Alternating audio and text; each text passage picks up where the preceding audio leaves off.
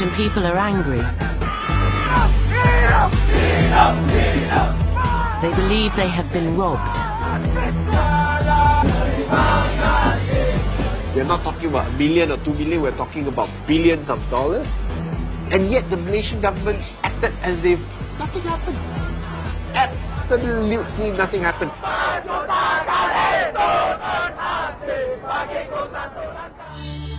The money has gone missing from a company called 1MDB. 1MDB is what's known as a sovereign wealth fund, an investment fund intended to benefit the people of Malaysia. The foundations are being laid for today's aspirations to become tomorrow's reality.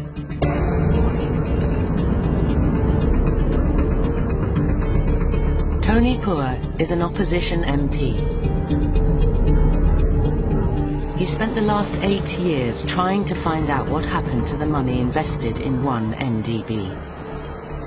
I thought it was really strange for the government to set up a company and borrow about $1.2 billion and invested practically 90% of the funds in a single company out of Saudi Arabia that no one has really heard of. That company was called Petro Saudi. Its co-founder was the 7th son of a Saudi king, Prince Turki bin Abdullah. And if you do a bit of digging, you realize that the company was set up barely 3 or 4 years ago and is run by a guy who is no older than 32 years old. And it's like, what?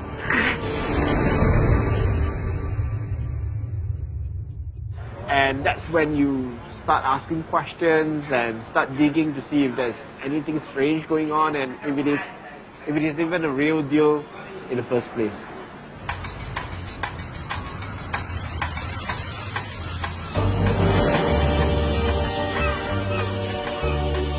The story of 1MDB's first deal begins in the Mediterranean.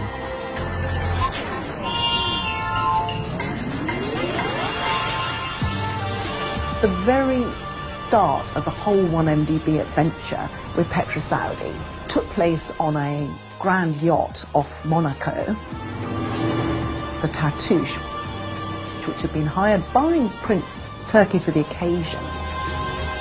On board the Prince's hired yacht was a very special guest, the Prime Minister of Malaysia, Najib Razak. Prince Turki was there from the start, and he entertained Najib and his wife Rosma and some of their children on board this yacht at the time that the deal was made.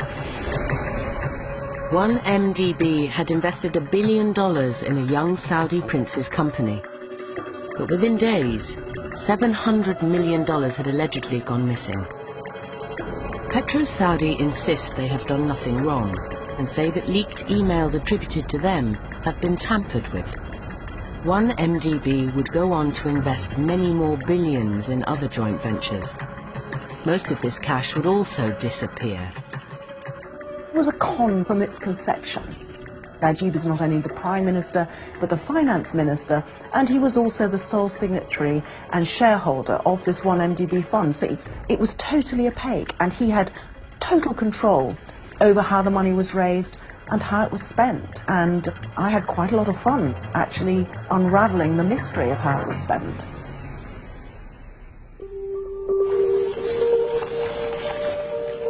The Malaysian people were left with nothing, except huge debts. You were promised a tasty bowl of noodles, full of meat, vegetables, dumplings, and the people will get to enjoy the feast. I was suspicious. We know that they're going to siphon off the meat and give it to themselves. But what actually took place, what really took place, not only they took the meat, they took the dumplings, they took the whole bowl of noodles. And the only thing they left for us is for us to taste the spicy chili. It hurts.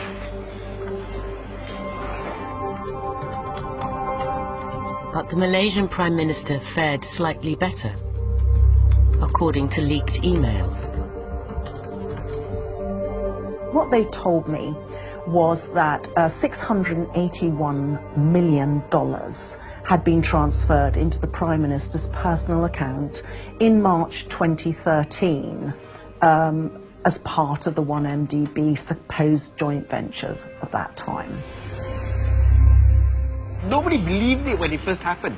Why would the Prime Minister be so stupid as to transfer that big an amount of money into his personal bank account?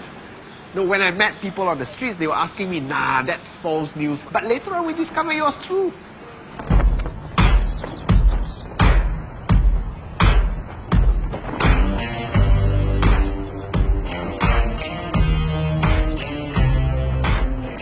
The scandal now hit the US. The FBI called 1MDB the biggest kleptocracy case in history. They started seizing assets, a painting by Monet, a $33 million jet, properties in Beverly Hills, all they claimed bought with money stolen from the Malaysian people. The cash had even been invested in a Hollywood movie, a film that just happened to be about rampant corruption and fraud.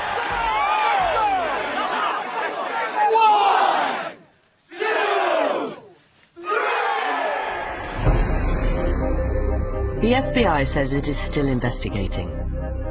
The Prime Minister insists he has done nothing wrong. The $681 million in his account was a gift from a different Saudi prince, most of which he had already returned. And what of the Saudi prince who signed the first ever deal with 1MDB? While there is no evidence that he personally took part in the alleged scheme to defraud 1MDB, leaked company emails do suggest he made a lot of money on the deal. All Turkey bin and Davla knew was that he was getting a vast commission for what was involved here. After the initial payment into PetroSaudi, $77 million was transferred to Prince Turki.